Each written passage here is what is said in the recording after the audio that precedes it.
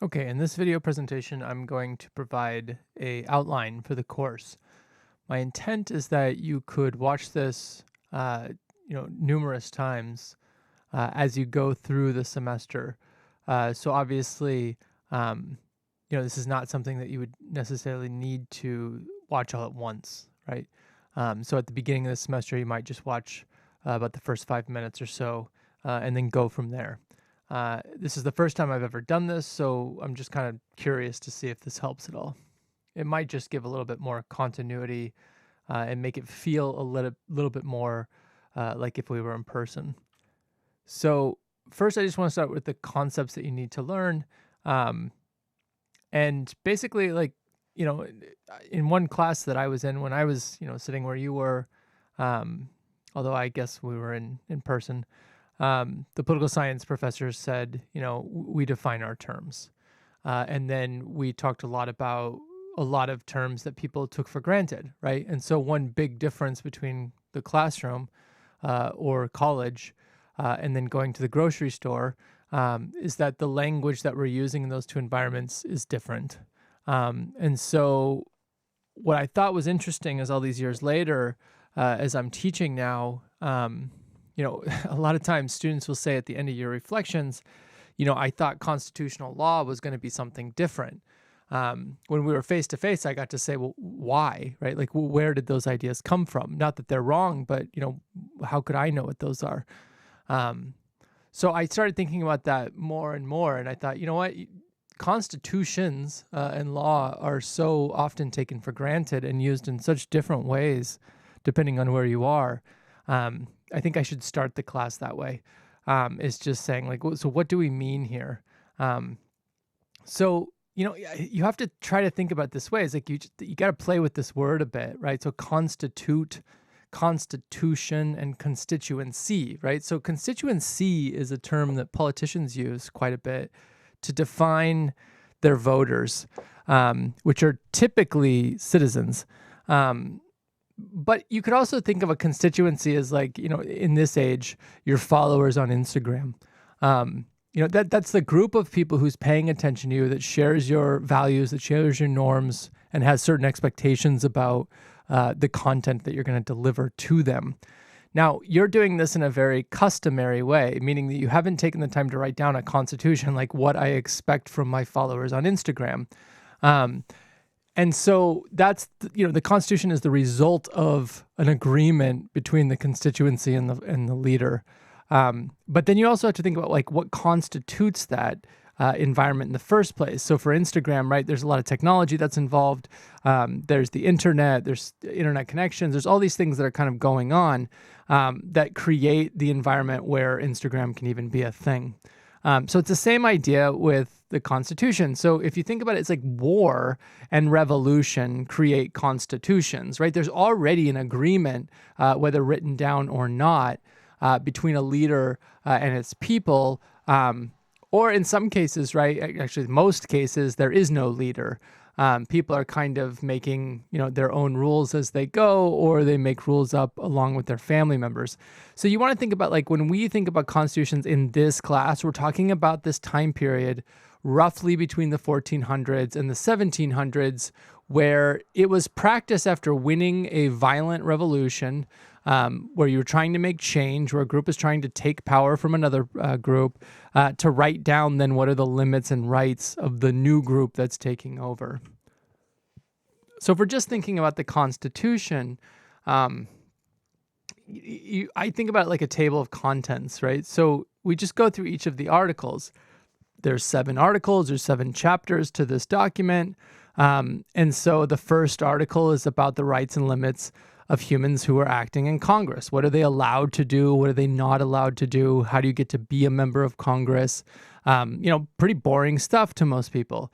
When we get to Article 2, rights and limits of humans acting as the executive and the agents of the executive, this gets a little bit more interesting, I think, probably because there's only one executive as opposed to the hundreds of members of Congress. So in the news, you'll talk about, the president did this thing he wasn't supposed to do. Or he's not doing this thing he's supposed to do. Or this person, didn't do what he wanted him to do, right? So there's all this drama. And so Article 2 is probably more interesting But really, there's not much going on if you read the Constitution as far as like what the president can and can't do. He's pretty limited in the powers that he has. And that brings us to the understanding that Article 1, the Congress, that's supposed to that's the group of people who are supposed to have control over our everyday lives. In some ways, I guess they do, but, we so rarely ever see them. That this is a much different idea than, say, 1787 when they're ratifying this Constitution. So we just want to think about this kind of odd switch already where the president has become more important than Congress, which I think is obvious if you just turn on the news. And yet, the structure of the table of contents of this document isn't supposed to be that way. So we might just keep that in our minds as we go forward. Article 3 is probably what people think of this class as they think of the Supreme Court. And again, this is just human beings acting as judges. This is their role. This is a very short article in the document, and there's very little, again, that the Supreme Court, is told that they can or can't do. So again, this is not real popular. People don't talk about this much. It's not really a topic that you see much in the news. Every once in a while, you'll see something on it.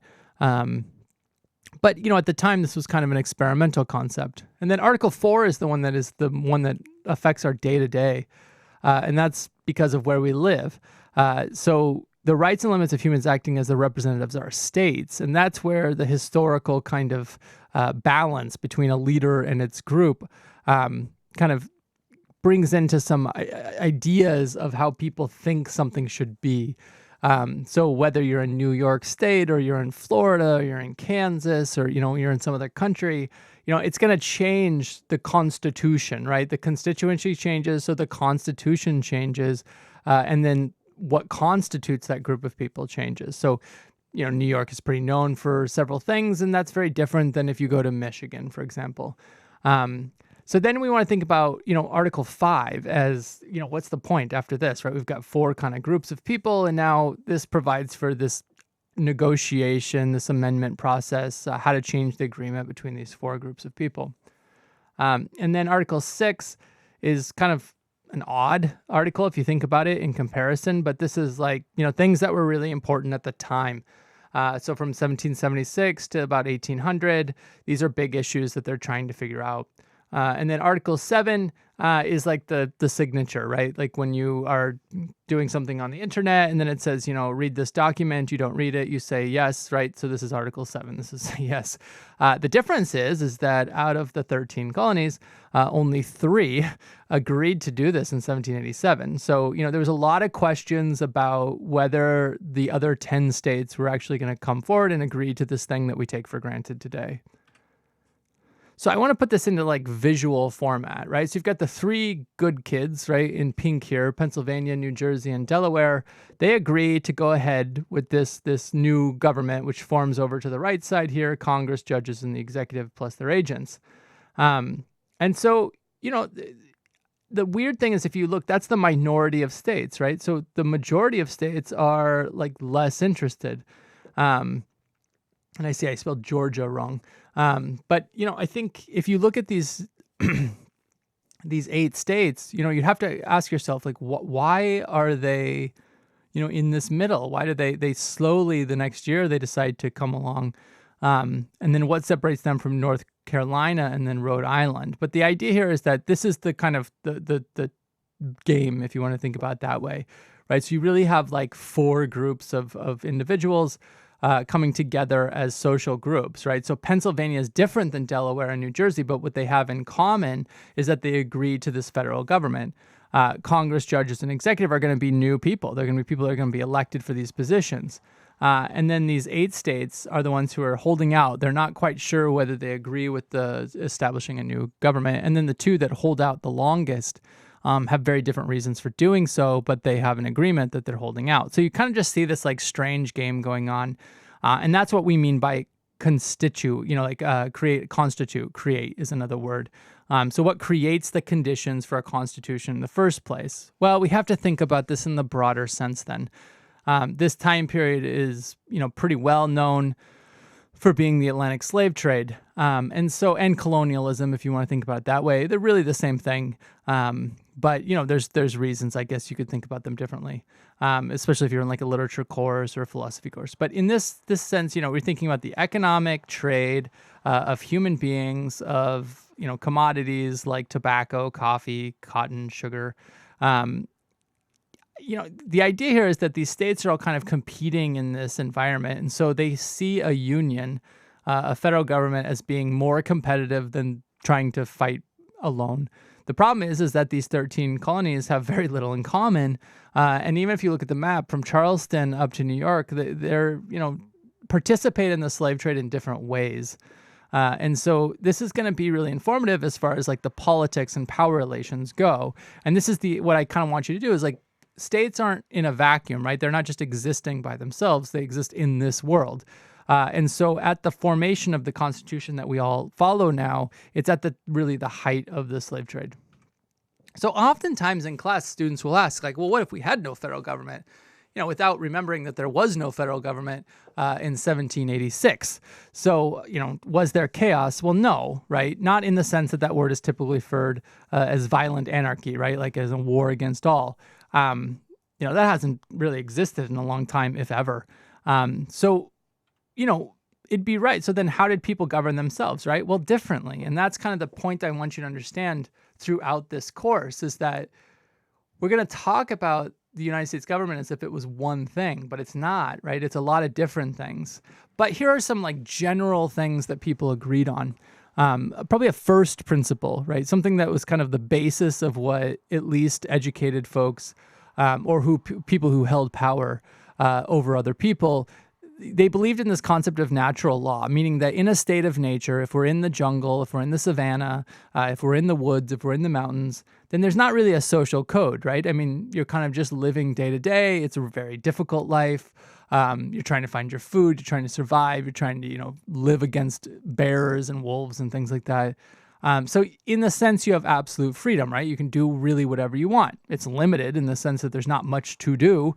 But if you saw another person, you killed them, there's no social code, right? So there's nobody's going to come after you and with a piece of paper saying, oh, you violated this law. Somebody might come after you because they want to kill you back, right? They're getting revenge for the person they lost.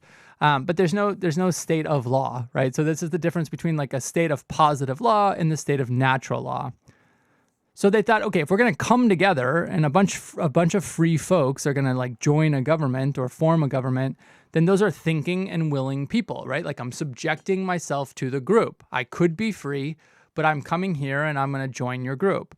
But then, so what exactly are you subject to, right? I mean, I'm not subject to a spirit of the group. I'm not subjected to what I mind read, right? There has to be something there. So we usually mean rules, right? And this is how law becomes an institution, right? It's an institution of rules. Now, those rules are based on customs, norms, values, religion, things like that.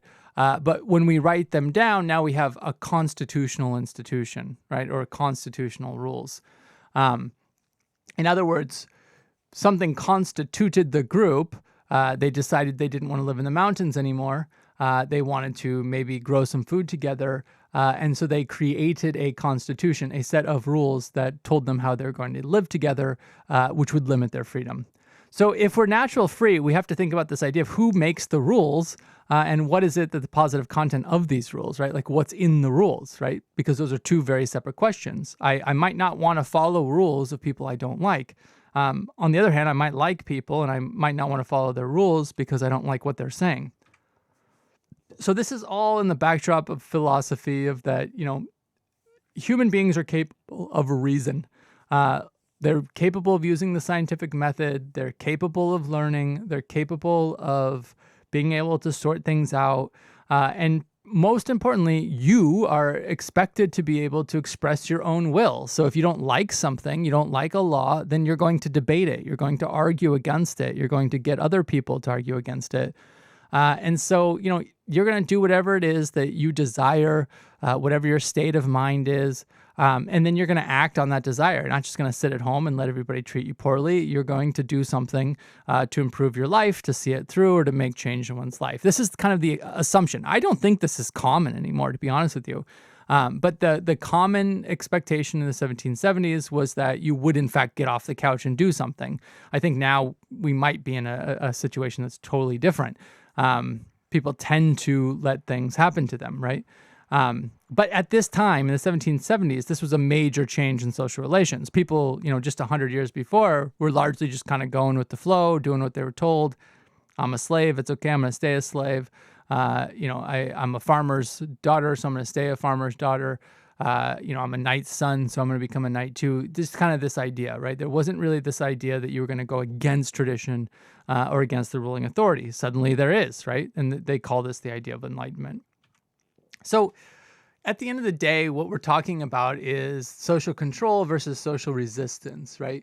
It's not individual. It's a group of people have set a bunch of norms, a bunch of rules, and they want everybody to follow them. But on the other hand, your group could say, I don't really like those norms. They're not fair. I want to make my own norms. And so this is kind of the conflict or the game, if you want to think about it that way. So as groups gain awareness of injustice, we have to ask this question: are they more likely to demand freedom? I mean, it depends, right? And that's what we're going to try to understand better in this class. But if a group realizes that they're in an unequal power relationship because of fictional roles, do they challenge those roles, right? I mean, it's one thing to think of it as, your mom or your dad or your grandma or whatever. That's not it's a fictional role, right? I mean, that's not who they are, right? When they were born, they weren't born grandma. But that's a role that's fixed, right? More or less, right? Like we expect that, we kind of operate that way. We treat people with respect based on those roles. But what if somebody comes into your life and they try to be your dad, right? Or they be your mom? You'd probably resist that, right? You'd say, well, I don't really want you to take that power over me because I don't want to give that power to you. In other situations, people obviously do. So we want to think about this in something called the role power diagram that Professor Parker from Kingsborough came up with and is going to be publishing on. So if I just take, and it's a lot to look at if this is the first time you've ever looked at a diagram, right? But if you just start with the basics up at the left, right, you've got, on the one hand, you've got the role of the police. On the other hand, if you look on the bottom, you got the role of Black Lives Matters. Well, what are they thinking about? They're thinking about injustice, right? That's the shared mental model. What does it mean to be just or unjust, right? They're trying to argue this out. Well, on the one hand, police are thinking about protest, right? They're thinking about property destruction and how that, goes along with humanity rights. Like, what are your rights? Well, they're limited by the amount of property destruction that you create, right? You don't have unlimited rights. Because we have to protect property. And that's the way that they think about it. Well, why do they think that way? Well, because, they get paid to think that way. If they didn't think that way, I'm not sure they would get paid anymore. On the other hand, what is Black Lives Matters or the defund cops people thinking? Well, they're thinking the same thing, violence, right? They're experiencing violence, so they're going to respond with violence. They see property protection as kind of the problem, right? So one side sees property destruction as the problem, the other side sees property protection as the problem, and they're saying private rights have more value than humanity rights. And so it's not so much that they disagree on the terms, they disagree on the meaning or the interpretation of these terms. And again, that goes to the right to social control and the right to resistance. So that's it in a nutshell, to be honest with you. But the problem is your previous knowledge or our previous knowledge, right? What you already know has been written about in a book called Myth of Rights. We believe that politics is and should be conducted in accordance with patterns of rights and obligations under law, right? This is a nation of laws, not a nation of men. And this myth is based on the idea of a direct linking of, I can sue you, I have political rights, and I'll get remedies if somebody harms me, and so social change will come through those avenues. The problem is judges can't necessarily be counted on to do, quote unquote, the right thing, the good thing. And even when a right exists, we take it for granted that there's going to be a remedy. I mean, Brown versus Board of Education is a kind of a prime candidate for this. On the one hand, schools should be integrated. They should not be separate but equal. Okay, well, I'm a judge. What exactly do I do? Do I force rich white kids on the Upper West Side who send their kids to Columbia to go to Kingsborough Community College? And do I force Kingsborough Community College students to go to Columbia? I mean, how do I actually provide a remedy for this unequal situation? So judges clearly are not necessarily in the best position to do this. So it's not that it never happens. Every once in a while, you can get a remedy. It doesn't mean it's going to be enforced. But it does say that this is not automatic, that there's not going to be things that are just going to appear out of nowhere. We're still all social humans, right? So we're going to have to make these things happen. So we wrongly assume that if I was harmed, then I have a political right that's going to protect me. I'm going to bring a case. The judge is going to agree with my right, and then I'm going to get a remedy for my harm. This sounds lovely, right? In fact, if you take another class or another teacher of the same class, you'll look at a textbook and it'll say this. But of course, this doesn't actually happen. So how do we know this doesn't happen? Well, look, those who know the rules the best will use them best. The Trump campaigns, or Trump himself, right, challenging the political campaign, for example, he and his lawyers know the rules, and they're going to use them over and over and over again. It doesn't mean they're going to win, but they're going to clog up the courts, right? I mean, think about every single case that's not being heard by that judge who's hearing this particular case. On the other hand, most folks don't enforce their political rights. Bad things happen to them, and they just kind of move on with their lives for better or worse, usually worse. And this could be because they don't know their rights. This could be because they don't have enough money. I don't know specifically. We'd have to look at studies to see what people say. But you could ask people in your own situation, why don't they enforce their political rights? And they usually have different reasons. One of the most common is that, vengeance is the Lord's, right? It's God will take care of this. Hard to disagree with them, right? I mean, how do you disagree with that? The other thing is most folks can't afford the legal process, especially when you think about the criminal law. To defend yourself is going to cost, probably hundreds of thousands of dollars, and cheaply maybe $20,000. And so at the very least, you're taking out like a lien against your house, a mortgage, which then has considerations later. I mean, it's just a very complicated process. It's also very time consuming. It's stressful, right? There's all these kind of problems that, just affect your day to day. Now, the other thing is that the belief in this myth, right, that somebody's going to protect me or that, there's rights that protect me, means that I can go up into a cop, put my finger in his face and say, I have a Fourth Amendment right. That doesn't mean he's not going to shoot me in the face. I think that's the hard part about thinking about police brutality, is that no set of rules is going to keep John from harming some person in the street. John is going to do more or less what he wants to do. That's what we mean by absolute freedom. Now, will there be consequences? Maybe or maybe not. That's what we have to kind of get into in the next part. So that's what I'm kind of getting here, is naive thinking might get you harmed. I mean, the less you know about the system, the less you know about power, the more likely you're going to act like a fool. So we have to now think about new information, and that's going to be probably about the second or third week. You're going to start to get new information. Some of you in the first week, you'll have gotten new information, but I don't expect a lot of you not to be familiar with this next set. You might not have put them in this order, right? So I'm putting them in an order that kind of shows you one thing kind of leads to the other, right? So the Bacon's Rebellion is 100 years before the American Revolution. And this is where you start to see people challenging the slave trade system, not challenging slavery itself as a concept, but challenging the people who have control over it. And then by the time you get to the American Revolution, this is essentially challenging the imperial system, the British system. The Haitians are challenging the French monarchy, which the British are a part of. Don't ask British people about that; they'll disagree. But more or less, they're in the same. They have shared wealth. They have shared assets. They have political ties. And then the French Revolution is very similar to the Haitian Revolution, except for it's two different groups of people, but they're rejecting the same concept that a monarch or a queen or king should be in charge of everything, or a small group of people even. And then most recently, we've had the Tunisian uprising, which again goes back to that same principle, is that a large social group should not be unjustly ruled by a small social group. So the constitutions in these cases become new power roles that are written into the text. So the common elements that occur is that there's awareness of some injustice, right? People start to not just accept what's happening to them, not just say, oh, I guess bad things happen, or it is what it is, as people say in Brooklyn. But they say, no, it shouldn't be this way. It might be, it is this way, but it shouldn't be this way. But then there's some interest and attention to the issue. It's not a knee-jerk thing. It's not like, oh, I was treated poorly, and so therefore I should get what I want right now. It's saying, you know what, there's a pattern here. And only certain people are being affected by this rule or this practice. And then, there's some structural relations, right, where people are starting to say, it's not just some people, right? There's actually very clear groups of people who are being targeted by other very clear groups of people. So how is this happening? How is the structure? How is the system of government helping the situation? And what can I do to kind of bring attention to the issue? And then that's where people have choices based on their skill set, right? Are they good at talking? Are they good at taking pictures? Are they good at writing things down? Are they more like a caregiver, right? And so people start working together, and now you have a new group. And then that's within a social group that has become kind of aware or woke, right? Or they're protesting, and now they're starting to maybe flex their muscle a bit more than they would.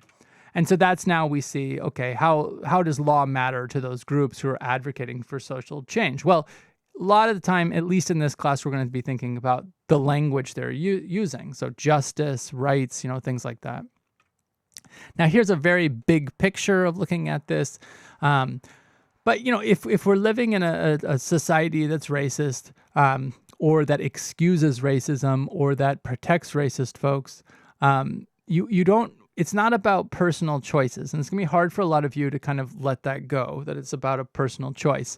But you'll see kind of over and over again that the system promotes certain behaviors. And so when people are resisting those behaviors, that's this kind of form of revolution, this form of social constitution that we want to be thinking about the most. So if law is a tool, then what are other tools? Well, if you don't want to use the law, you can use violence, right? And violence has been a largely successful tool for social groups to take control. However, it has not been a very successful tool in keeping control, right? Violence begets violence, as the old saying goes. Protest is good at bringing attention to people who are clueless, people who are not paying attention. If you can believe it, there were a large number of people in this country that were not aware of police brutality. So when folks went out into the streets and protested, a lot of people who lived in the suburbs and had never really seen police brutality were suddenly made aware.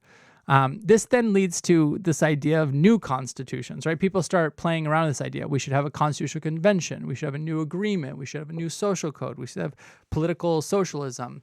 All these different kind of ideas start to kind of go through the air, right, so to speak, or start to fill up Instagram, Facebook. Now, some of this is pure craziness, conspiracy theory kind of stuff.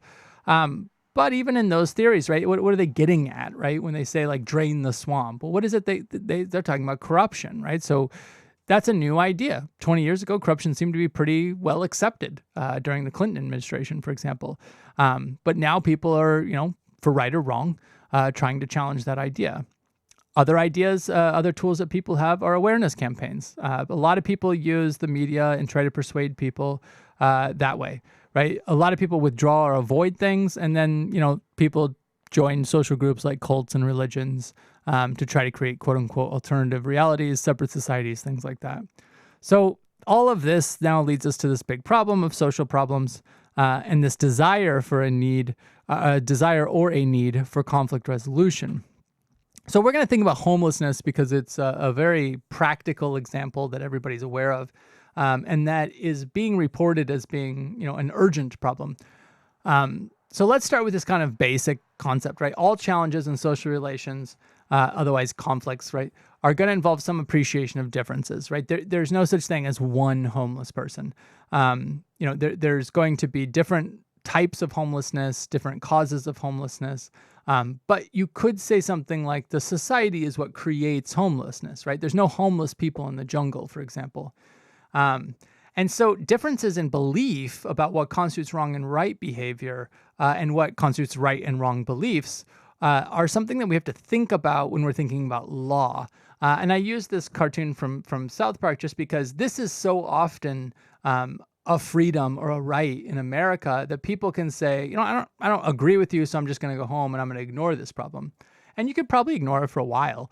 But eventually, obviously, the social problem will get so big that it involves you as well.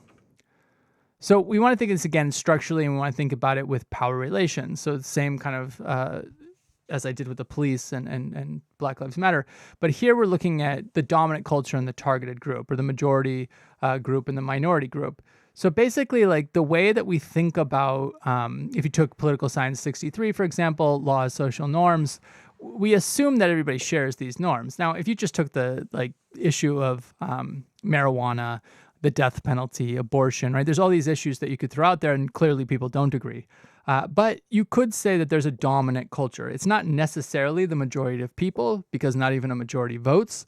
But it is something that you could see in a majority of the advertisements, a majority of, say, second grade stories, a majority of films, majority pop culture, things like that, right? So in other words, this is kind of like the way that people tell stories in most places. If I go to the grocery store in a suburb, I'm going to hear a lot of the same things. So what do they believe? Well, they believe that if I assimilate, if I go along, if I conform, if I do what everybody else is doing, that's acceptable behavior.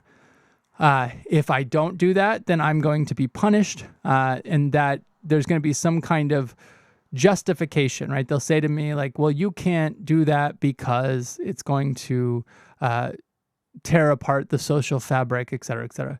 And then that's going to go so far, but they're not going to say something like, well, but if you say wear a nose ring, that's a deviant behavior, so we're going to rip the ring out of your nose, right? There's a limit to the treatment of others that they're willing to accept. And this is a pretty standard view. Most people seem to understand this concept. What's hard to understand is the flip side, right? The mirror of this. There are folks that, the person wearing the nose ring has accepted the label or the outcast role, saying, I understand that I am a deviant. I'm willing to suffer the consequences.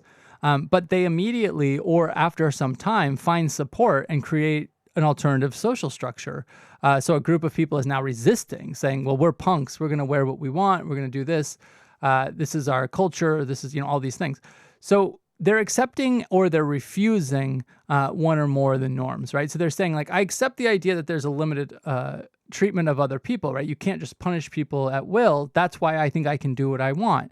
Or they're saying, like, this is completely ridiculous. Like, how can you say I can't have a nose ring in my nose? Where does this even come from? Who gave you the right to even think that way? So you see this kind of back and forth. But again, it's all just kind of competing over an interpretation of what should be the shared norms of a collective group. And there's probably, variations within each of these two sides, right? Up and down. So we go back to homelessness now and think about it as a role, right? So roles come in pairs. You have a parent, child, cop, criminal, teacher, student. So you have a homeless or an unemployed person or an underemployed person. And then the housed, right? Employed people or independently wealthy people. So we don't have this concept of a role of homeless unless people have homes. Like I said, like in the jungle, if none of us have a home, we don't have private property, we don't have an apartment building, then we're clearly not homeless. So you could also think of it as like in-group, out-group if you've taken that psychology class. But the idea here is that, these always involve unequal power relations. So you're going to notice that it's going to be the housed who want to come up with policies for the homeless. But they could also be part of the cause of homelessness. For example, like the thing that they buy is not something that this particular homeless person can sell. And so they're participating in a system that creates homelessness. I don't need you to understand all the details of that process. I just need you to understand that there's no such thing as a homeless person without a homed or somebody who has a house. So now we want to think about it this way as we kind of put these concepts together. Well, whose problem is this? So I kind of color coordinated this for you. The employed are the majority of the people in America. And so Congress, the federal representatives, and then the president, the federal executive, and the agencies, they represent the majority people. So when they think about policies, they think about the majority voter, the taxpayer, and those people largely have employment. Then, on the other hand, we think about the yellow here. These are largely the minorities, right? The states represent, 151st, or I'm counting Puerto Rico here, of the entire government, right? So Idaho can't have say over what happens in New York. New York can't have say over what happens in Wyoming. And so they represent a minority interest. However, the police and the prison system police and control that minority interest. So you kind of see how legislators and judges are kind of stuck in the middle here between what the majority wants and what the minority wants. And that's largely how we see our politics kind of evolving. If you ever look at the maps of red and blue, they're not like, clear red on one side, blue on the other. They're very mixed up, right? So different social groups represent different versions of the majority and the minority.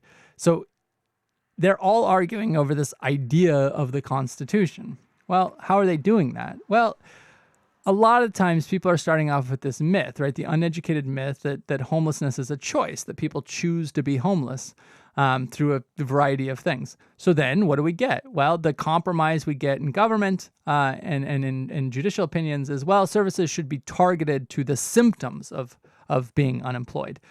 For example, if you were unemployed for, let's say, a year, you'd probably be pretty depressed about that. And so we'd call that a mental health disorder. You might establish, an addiction depending on your social group. Do you have access to that kind of thing? And then you're likely to see yourself as a victim, right? I was fired because this guy doesn't like me. And so we tend to focus our services on that, but that did nothing to get to the problem of homelessness, right? This is just like the symptoms of this problem. And so, you might draw some comparisons to the COVID vaccine. We're mostly talking about the symptoms in the news. We're not really talking about, well, how do we stop the spread of a disease in the first place?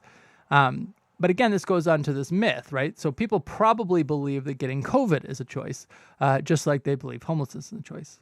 So why does this matter to law, right? You're probably wondering, well, because people think they have rights. Remember, this is the myth of rights. So if I think, I've got choice and then now I've got rights, then I can take some degree of risk. And if I screw up, then someone else will defend me, they'll protect and serve me, whether I'm a homeless person or I think that's going to happen on behalf of homeless people.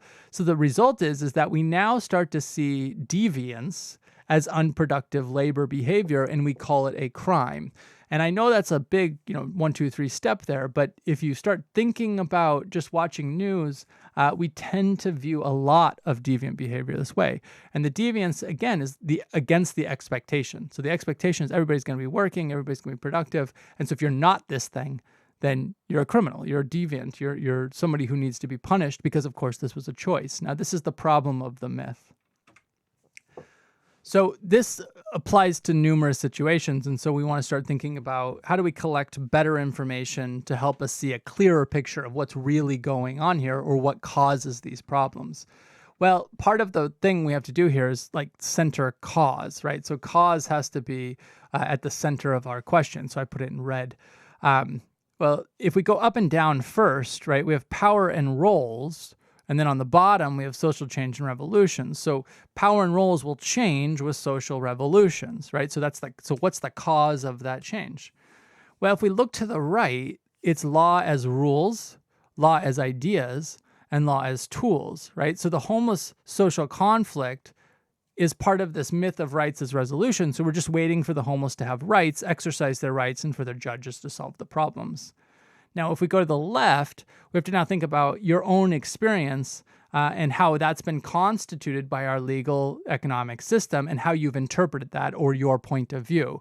So does your point of view match up with this myth of rights, or does it match up more with this idea that social conflict is largely a part of unequal power roles? I'm going to leave it at that, and then we'll get to this next one.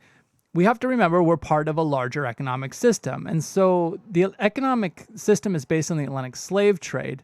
And that's obviously an example of an environment where social relations are unequal. And so they create these unequal power roles, both in the institutional framework, the rules and the norms and the expectations and how people kind of go about their day-to-day life, and the ideas about who's equal, who should have rights, and who doesn't. So if we apply that same role power diagram again, we say, like, well, why do some white people not see the bad part about slavery? Or why are they so hesitant to see the injustice of unarmed black men getting killed in the street by police? Well, because they get benefits from this structure, from this system. And so if we apply it back to the slave trade itself, why is there a democratic acceptance of slave trade and the enslaved? This is the ideology, right? Well, if we move up, right, who's going to do that first? It's going to be the dominant culture, the elite planters, the ones who benefit from that structure. So they're going to control the economic production, and they're going to create private property through legal tools, right? So in order to exercise my rights, I'm going to have to go through this legal system, which is based in property, not based in individual freedom. So then that's going to lead to this, why do this? Well, because it produces profit for these folks. So I'm going to create rules that keep the system going. And so you can't use the legal system to upset that. And so adverse possession or eminent domain are two very good examples, or even the bail system, honestly. It would be good examples of that structure kind of maintaining itself. We don't want to upset the economic system. Now, there's a limit to this, right? So the accepted limitation will be through reforms, what they'd call criminal justice reform, wrongful conviction, prisoner reentry, these things. Like things that say, okay, well, we're going to make some exceptions in these cases, but by and large, we want to keep the system the way it is. Now, on the other hand, right, the targeted group would be white small farmers. They don't benefit in this slave system because they don't have or afford slaves. But they'd have to challenge the entire system. And what they do benefit from is being able to withdraw. They don't have to challenge elites. They can kind of fall back into the background and kind of go along with their lives. And they get to participate as becoming white, being white fragility, all these different terms. But they could, for instance, work for the police or work for the slave patrols. And so they have a small political voice now that they wouldn't have otherwise. They're not an elite, but they have a little bit more authority and influence than they'd have otherwise. And then this is all to justify or maintain the social order so that there is no revolution. And, if this is like really hard to think about in today's present situation, just remember that like from the point of view of the British, right, we would have been the Black Lives Matters of the 1700s, right? We were saying we're going against this system. It's abusive. It's unjust. We demand our rights. And so, they were far more violent in 1776 than Black Lives Matter has been so far. So you're probably thinking, "What, Jason? Why are you making me talk about slavery?" I understand it's taboo. It's not something that's typically taught about, but it's because it's in the Constitution. And so from the very beginning, the slave trade is kind of like treated as this political football. And what they do is that they punt it, they push it off an entire generation. They say, we're not going to solve this problem. We're going to let our children think about it more. Well, if you don't know what the goal of your government is, like, right, if they were to set out for, we're going to end slavery right now, we're going to create equality, we're going to do all the things that we said in the Declaration of Independence, then we'd certainly be closer to that point now. But they weren't quite sure, right? They were having all these debates. Well, why? Because you had 13 states, all with different points of view, some of them dramatically benefiting from the slave system, and then others kind of just slightly benefiting from the slave system, or benefiting enough where they didn't want to overthrow it. So, constitutional law is the tension between moral rights and property rights, but it's given to representatives through states, not federal government. Whereas law as an institution are the rules, customs, and norms of property in this country to maintain an economic order instead of rights of individuals to be protected from harm. Now, this comes from the shared belief that rights should be used by those who held role power and not given to the challengers. The challengers, the bad kids, right? And then law, then as an instrument, would only be available to those who had knowledge of those rules, probably have to have some access to property, and then they'd have to have some assimilation of the values, like, why is this acceptable? What's the language I use? How do I present myself? What's the form? Things like that. So law can be used against itself, and we're going to talk about that more in this class, and hopefully that's what you start to see. But if I was taking a break right now, I'd say, this is enough information to just kind of think, okay, here's the story that I've been told by certain groups. Now here's a story that's being told by other groups, and then you could kind of multiply that by 4 or 5 different groups of people. So one thing I'm going to give you are maps. And And so we're going to start to see injustices as mapped as opposed to stories, right? There's not, you have to kind of fill the story. You have to kind of tell the narrative. And so it's not given to you. So you can start to challenge some of the ideas. I provide a picture here of the flood zones, and I might just provide, right, that historically and to this day, the most recent immigrant groups kind of start in South Brooklyn and move their way up over the decades. And so you start to think like second and third generation Americans tend to move out of these areas. They're also the most vulnerable to flooding, okay? And so there's kind of a poverty immigrant culture, and there's also race issues that kind of fly in here. And so the injustice is not simply, that the climate is changing. The injustice is that the people who need protection or need information about climate change are the least likely to get that information because of political power. Same thing goes for homelessness, migration, segregation, flood zones. And historical black sites is an interesting example because I really am curious for the students who kind of go down that road. What story do you tell given this kind of racist past in America? We want to go back to the Constitution as a text, right? So what was the goal of this government was kind of, ideal. It set out these like broad sweeping ideas that, we were hoping to be able to get to. But on the other hand, it maintained this right that every state could be different. So in other words, as a group, we want to get there. But Alabama doesn't have to do it. Alabama can be, jerks. And so you kind of see this dilemma here is that there's this choice, there's this freedom of, that's still in there that kind of undermines social cohesion. So this is typically known as states' rights and limits. If you learn this in POL 51, American government, this is because the states existed before the federal government, before the Constitution. So they were already doing their own thing, some of them for over 100 years. And so we want to think just three stories here that would kind of help us understand why the states are so radically different. So one is Virginia as being the center of the Atlantic slave trade in the United States. The next one is New York as the center of merchant and banking in the U.S. still today. And then Oregon, right, the far west is the frontier, the property expansion, the pioneers, right? Very different groups of people. People who live in Oregon don't want to live in New York, right? People who live in Virginia don't want to live in Oregon, right? So you kind of got these, very particular groups of people who are very happy with what they have and how their social group kind of plays out. And it's generational, right? So their grandparents lived there and they did this kind of et cetera, et cetera. So then how do we think about revolutions, rebellions, and uprisings? Well, there's all these different things, and that's what this visual is to the right. They're all kind of competing with each other through different forms, right? Whether it's religion, literature, the stories, the statues, the things that we believe in our American past, and then the institutions, right? The institutions are probably the ones that I want to focus more in this class. Which are the norms, the rules, the things that are formal, that when you go to a courthouse, you can't just do whatever you want, right? There's rules. So you want to think about these questions as you move towards your paper and your final exam. And then I want you to compare constitutions. I mostly want you just to see that, rebellion is what kind of creates a new government, and there's always the threat of rebellion, right? And there's always the idea that you need to rebel. And so when you look at these countries and Kingsborough's own constitution, think about what group is trying to take power and then who's being left out. And I want you to see this as it doesn't have to be one way, right? I mean, each country, each place is going to have something different, but there's going to be certain things that are always going to be necessary. Humans need to be fed. Humans need to be sheltered, right? So these are the underlying conditions that are going to lead. But we don't have to have unequal social relations that are the same in every place.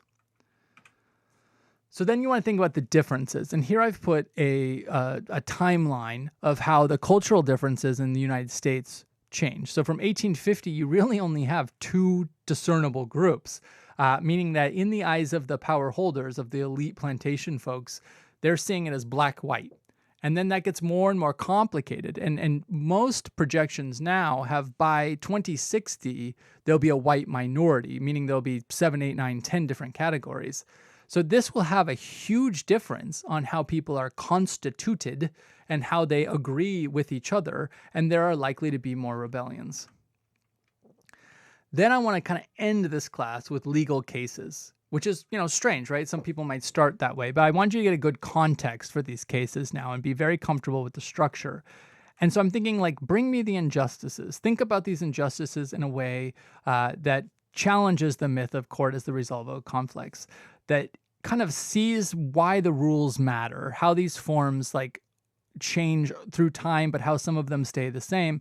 And then who gets to use these tools? Who has awareness? How do they know how to use them? And how is that, explained in these judicial opinions? And then you might think about this in the UN sustainability goals as like these worldwide ideals, but on the other hand are worldwide problems, right? And so if law is not going to be able to solve these problems, what or who or how will they be solved? So I gave you 3 injustice identity categories, right? So if you're interested in racial injustice, gender injustice, ethnicity injustice, I gave you specific cases. So you'd pick one of those, but you want to ask these 3 questions no matter which part of the injustice spectrum you're looking at. And always remember this is, injustice compared to majority or power justice, those who hold power over others.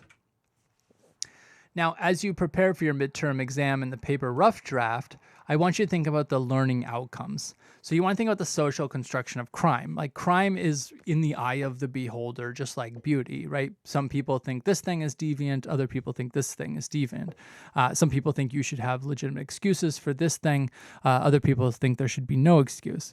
But you want to think about it as a system of laws, right? So it's not one law, it's not death penalty, but not bail reform, right? They go together. And then the enforcement of that and the punishment of it are also part of that same system. You want to think about role power, who has the power to enforce and enact the laws, and then who has less power in that relationship. On the other hand, you want to think about who's controlling and who's resisting, who's trying to keep control over the system and who's trying to resist that control. What are the rights that are written down in the Constitution in legal opinions, but then what are rights that are kind of customary that people start to believe they have if they're written down or not? And then what are the limits of power and abuse and violence, and when do you start to see those things? Then you'll start to think about the difference between constitutional republics like the one we have, monarchies like other systems, and then what would that say to you about an alternative vision of social relations, or how do you start to think about a different way of arranging people? Now, this is kind of like the big picture. I've just kind of applied everything. So you might take some time looking at this and thinking about it or ask me questions about it. But you want to see, like, what I've done here is just placed the things that we've been studying, the different material, the data within this kind of power structure. And so you want to kind of think about it this way, right? Like there's each kind of a different quadrant or different section. Now, for the draft research papers, right, you have 2 options. I'm mostly looking for your concepts and just to explain yourself clearly. Do not copy and paste everything. And then the final grade is really going to be based on, did you listen to my feedback? And then the 2 options are more or less, I think they're the same, but for you, they're probably radically different. One is the homelessness paper. So you're just very clearly answering these questions and then, putting it within, use the material that we've gained so far. The social construction of community constitutions, I think it's basically the same thing, but one is a sociological way. That's the social construction one. You're going to do some interviews, you're going to look at some data, and then you're going to come up with some conclusions. The other one is you're mostly looking at people who've already done this work, right? So you're taking a synthesis of their conclusions. And then the midterm, right, I'm really just looking for you to start seeing beyond your own personal point of view. I'm hoping that you'll start to see we live in a system, and at least in role power. And then at the simplest, you'll see the right to social control versus the right to resist. And that mostly you might start using this idea that it's 2 sides of a coin, but law is the coin, right? It's not one or the other, it's both. And the coin is, this made up thing that we think is worth something. So if you think of like a quarter, we say, oh, that's 25 cents. Sure. But if you look through, I think there's 2 ways of doing this. One, look through time, and now there are pieces of coin that are worth nothing. But at the time, people thought they were worth something. Or even if you take a coin from another country, it's not necessarily worth anything here. So it's only because we believe in this coin, we believe in law, that it has these 2 sides. If we didn't believe it, it wouldn't have the 2 sides. And then finally, I'm going to give you lectures. I'm going to provide you lectures that I've recorded over the last few years that touch on, this over and over and over again. So there's a bunch here, and I'm not asking you to read all of these or watch all of these. I'm just giving you choices.